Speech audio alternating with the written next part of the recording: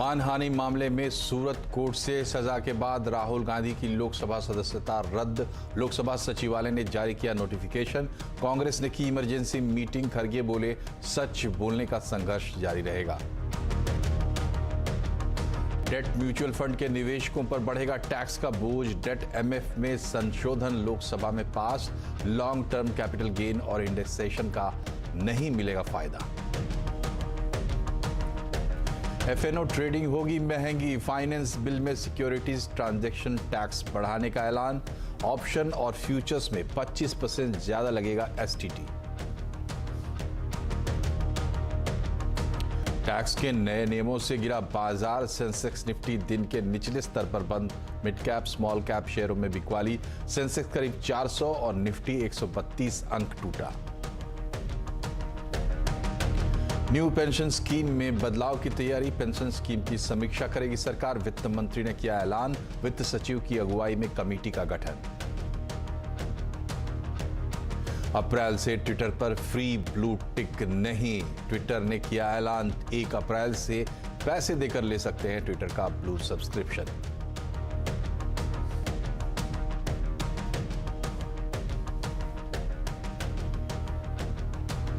आज बड़ी खबरों का दिन है। लोकसभा से फाइनेंस बिल पास हो गया है। इसमें 2 बड़ी बातें हैं। सरकार ने डेट एमएफ के टैक्स स्ट्रक्चर में बदलाव किया है और अब यहां ज्यादा टैक्स लगेगा। साथ ही एफएनओ बिकवाली पर भी अब पहले से ज्यादा टैक्स देना होगा। इसके अलावा तीसरी बड़ी खबर है राजनीति से, जहां राहुल गांधी की संसद सदस्यता खत्म हो गई है।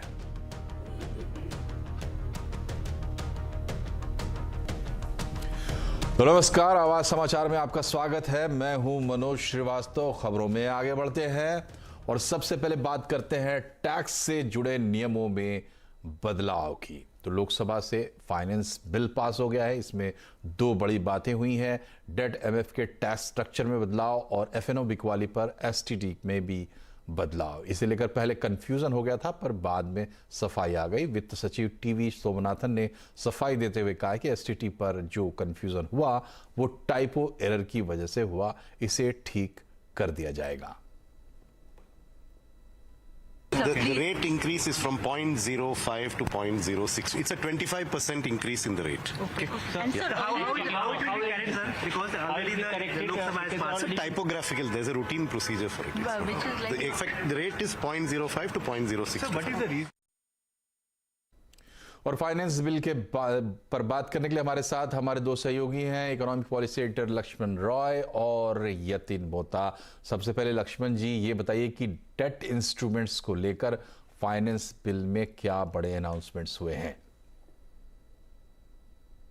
देखिए, जो एसटीटी यानी सिक्योरिटी ट्रांजैक्शन टैक्स को लेकर जो सफाई आई है, वो सफाई दरअसल ऑप्शन को लेकर कंफ्यूजन था।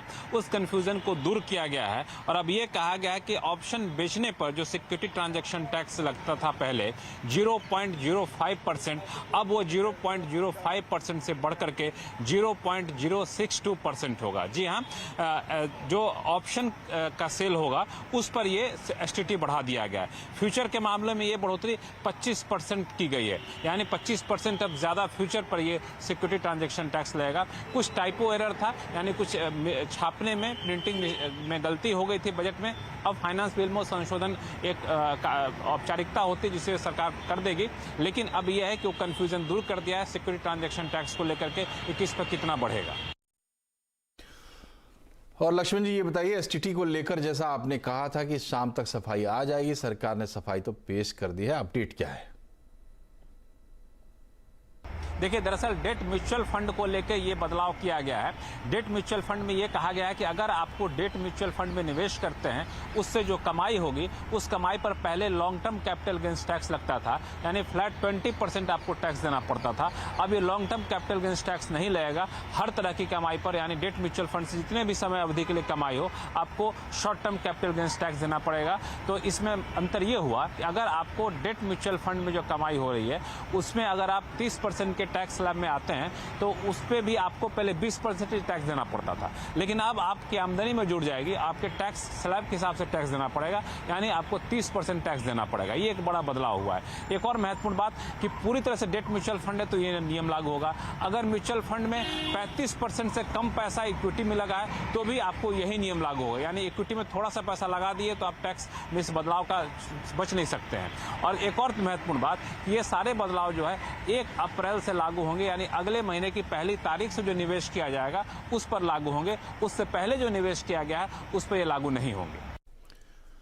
चलिए लक्ष्मण जी, तो आपने बताया सफाई से कि डेट एमएफ पर क्या होगा, क्या बदलाव हुए हैं, लेकिन अब इसका असर क्या होगा ये भी एक बड़ी दिलचस्पी है लोगों की इसमें। तो चलते हैं यतीन के पास। यतीन, बताइए कि पहले टैक्स कैसे लगता था और नए प्रावधान आने के बाद क्या फर्क पड़ेगा? देखिए, सबसे पहले अगर आप डेट म्यूचुअल फंड अब तक होल्ड करते थे तो 3 साल की अवधि के बाद आपको कैपिटल गेन्स के टैक्स में राहत मिलती थी। 20% के हिसाब से वो टैक्स होता था। इसके अलावा 3 साल की अवधि के लिए, क्योंकि आप डेट म्यूचुअल फंड होल्ड कर रहे हैं, इंडेक्सेशन का भी बेनिफिट मिलता था। इसका मतलब ये हुआ कि जब आप बैंक में फिक्स डिपॉजिट करें और आप हाईएस्ट टैक्स स्लैब में हैं, मान लीजिए आप 30% टैक्स भर रहे हैं, तो नॉर्मल सर्कमस्टेंसेज में क्योंकि आपको टैक्स 20% है डेट म्यूचुअल फंड पे और इंडेक्सेशन बेनिफिट है, आप एफडी के मुकाबले जो टैक्स होता था डेट म्यूचुअल फंड पे वो 1/3 1/4 कम भरते थे। तो कहीं ना कहीं ये जो टैक्स आर्बिट्राज था और सस्ती दरों पे डेट म्यूचुअल फंड के टैक्सेशन से ज़्यादा रिटर्न बड़े निवेशकों को मिलते थे, वो जो टैक्स आर्बिट्राज विंडो है वो सरकार ने अब बंद कर दी है।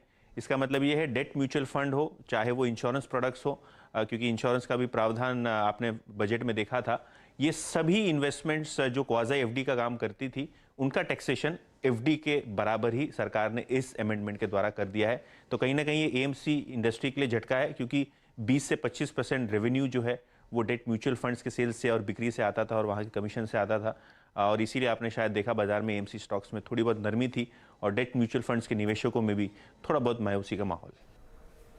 शुक्रिया यतीन। लक्ष्मण जी, आपका बहुत बहुत धन्यवाद। और अब बात करते हैं बाजार की, इन दोनों खबरों के असर की।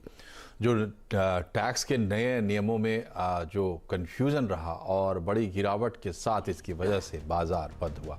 बिकवाली हावी होने से आज सेंसेक्स निफ्टी दिन के निचले स्तर पर बंद हुए। सेंसेक्स 398 अंक गिरकर 57,527 पर बंद हुआ। निफ्टी 132 अंक गिरकर 16,945 पर बंद हुआ। और सबसे ज़्यादा गिरावट रियल्टी मेटल शेयरों में रही। तेल गैस कंज्यूमर गुड शेयरों में भी आज बिकवाली देखने को मिली। और बाजार का क्यों हुआ मूड खराब, आज आवाज अड्डा में इसी पर होगी बड़ी चर्चा शाम 7:57 पर। और सरकार न्यू पेंशन स्कीम को और आकर्षक बनाने की तैयारी में है। आज वित्त मंत्री ने ऐलान किया है कि पेंशन स्कीम की समीक्षा की जाएगी। वित्त सचिव की अगुवाई में एक कमेटी ये काम करेगी और सरकार को सिफारिशें देगी। इस पर केंद्रीय मंत्री अनुराग ठाकुर से एक्सक्लूसिव बातचीत की है लक्ष्मण रॉय ने। तरीके से ऐलान किया वित्त मंत्री ने कि न्यू पेंशन स्कीम में सरकार बदलाव करने पर विचार करेगी, एक कमेटी का गठन करेगी। आपको लगता है कि देर से लिया गया फैसला है और इससे कुछ हद तक नुकसान भी सरकार को, पार्टी को हो चुका है? नहीं, देखिए, बड़े ठीक समय पर निर्णय लिया है। एनपीएस ओपीएस की मांग जो सरकारी कर्मचारी और पेंशनर्स ने उठाई, मोदी जी की सरकार ने उसके ऊपर एक कमेटी गठित करने का निर्णय किया है और इस एनपीएस ओपीएस की कमेटी के अध्यक्ष भारत सरकार के फाइनेंस सेक्रेटरी होंगे, जो एनपीएस ओपीएस के पेंशनर और कर्मचारियों की इन मांगों पर सुनेंगे भी और फिजिकल प्रूडेंस को ध्यान में रखते हुए भी अपनी रिपोर्ट देंगे। और ये रिपोर्ट भारत सरकार के लिए गाइड के रूप में काम भी करेगी और हो सकता है राज्यों के लिए भी काम करेगी। 2024 के लोकसभा चुनाव से पहले रिपोर्ट आ जाएगी, इसमें बदलाव हो जाएगा, इसकी संभावना माने? देखिए, आप इसको चुनाव के साथ जोड़कर ना देखिए, इसको कर्मचारी, सरकार, सभी के हितों के साथ। कर्मचारी भी वोटर होते हैं। खैर, दूसरा मुद्दा ये है कि ये जो ऐलान किया गया, इसमें एक और महत्वपूर्ण बात कही है कि राज्यों के लिए भी एनेबलिंग प्रोविजन किया जाएगा, यानी राज्य चाहे तो अपने हिसाब से बदलाव कर सकेंगे, इस बात का प्रावधान होगा। तो इसका मतलब क्या माना जाए, यूनिफॉर्म पॉलिसी नहीं रहेगी? यूनिफॉर्म जैसा मैंने कहा कि गाइडिंग फोर्स के रूप में काम करेगी। और अभी आप रिपोर्ट आने दीजिए। बहुत सारी ऐसे कानून है जहाँ पर पहले बने, राज्यों ने उनको अडॉप्ट भी किया है और इससे राज्यों को भी बल ही मिलता है। बहुत शुक्रिया। और अब आज की दूसरी बड़ी खबर, कांग्रेस के पूर्व अध्यक्ष राहुल गांधी की संसद सदस्यता समाप्त कर दी गई है। लोकसभा सचिवालय ने राहुल गांधी की सदस्यता समाप्त करने का नोटिफिकेशन जारी कर दिया है। नोटिफिकेशन में कहा गया है कि सूरत की चीफ जुडिशियल मजिस्ट्रेट की अदालत में अपराध साबित होने के परिणाम स्वरूप वायनाड के सांसद राहुल गांधी लोकसभा की सदस्यता के अयोग्य ठहराए जाते हैं। नोटिफिकेशन में संविधान के आर्टिकल 102(1)(e) और रिप्रेजेंटेशन ऑफ पीपल्स एक्ट के सेक्शन 8 का हवाला दिया गया है और राहुल गांधी की सदस्यता सजा सुनाए जाने की तारीख यानी 23 मार्च से रद्द बताई गई है। कल ही सूरत की अदालत ने मानहानि के एक मामले में राहुल गांधी को दोषी ठहराते हुए 2 साल कैद की सजा सुनाई थी। कोर्ट ने राहुल गांधी को अपील के लिए 30 दिन का वक्त देते हुए उन्हें बेल भी दे दिया था। और राहुल गांधी की सदस्यता रद्द होने के बाद की परिस्थितियों पर विचार करने के लिए कांग्रेस ने एक इमरजेंसी बैठक की। इस बैठक में आगे की रणनीति तय करने पर चर्चा हुई। इससे पहले राहुल गांधी ने ट्वीट करके कहा कि मैं भारत की आवाज के लिए लड़ रहा हूं, मैं हर कीमत चुकाने को तैयार हूं। वहीं इस पूरे मामले में कांग्रेस और बीजेपी ने एक दूसरे पर निशाना साधा है। बीजेपी नेता और केंद्रीय मंत्री भूपेंद्र यादव का कहना है कि राहुल ने पिछड़े समाज के लोगों का अपमान किया है, तो मल्लिकार्जुन खड़गे ने कहा है कि फॉरवर्ड और बैकवर्ड की बात गलत है।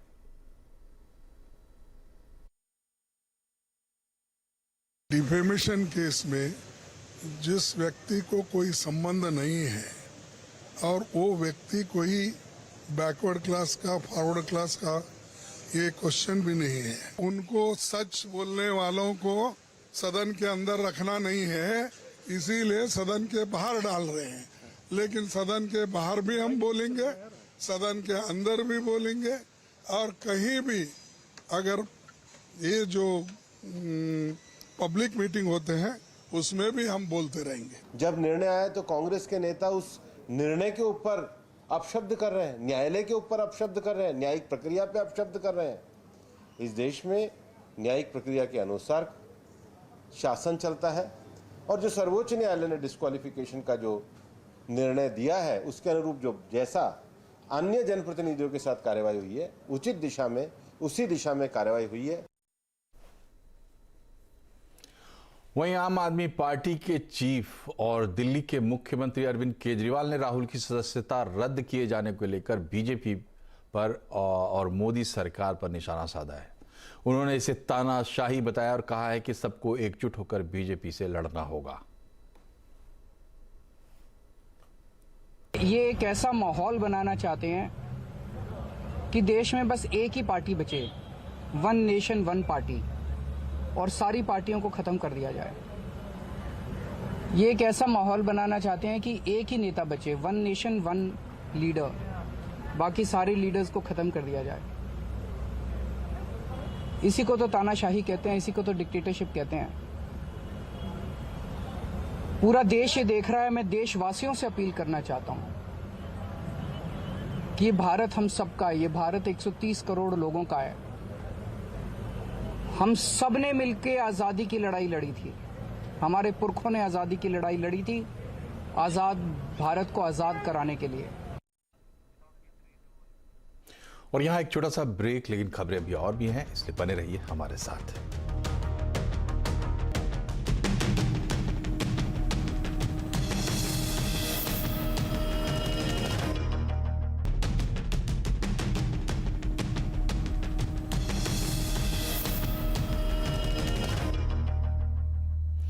ब्रेक के बाद एक बार फिर से आपका स्वागत है आवाज समाचार में। ट्विटर ने अब फ्री में ब्लू टिक हटा दी है, यानी अब आपको मुफ्त ब्लू टिक नहीं मिलेगी। एलन मस्क की कंपनी ट्विटर ने कहा है कि वो उन लोगों के अकाउंट से अब ब्लू टिक हटा देगी जिन्होंने पेमेंट नहीं किया है। कंपनी का कहना है कि 1 अप्रैल को वो वेरिफिकेशन प्रोग्राम को बंद कर देगी और लीगेसी वेरिफिकेशन चेकमार्क को हटाना शुरू कर देगी, यानी जो पहले से ब्लू टिक्स आ रहे थे उनको अब हटा दिया जाएगा। और इसी के साथ बुलेटिन में फिलहाल इतना ही, लेकिन खबरों पर लगातार अपडेट रहिए। CNBC आवाज से जुड़े रहिए ट्विटर, फेसबुक और यूट्यूब के जरिए। नमस्कार।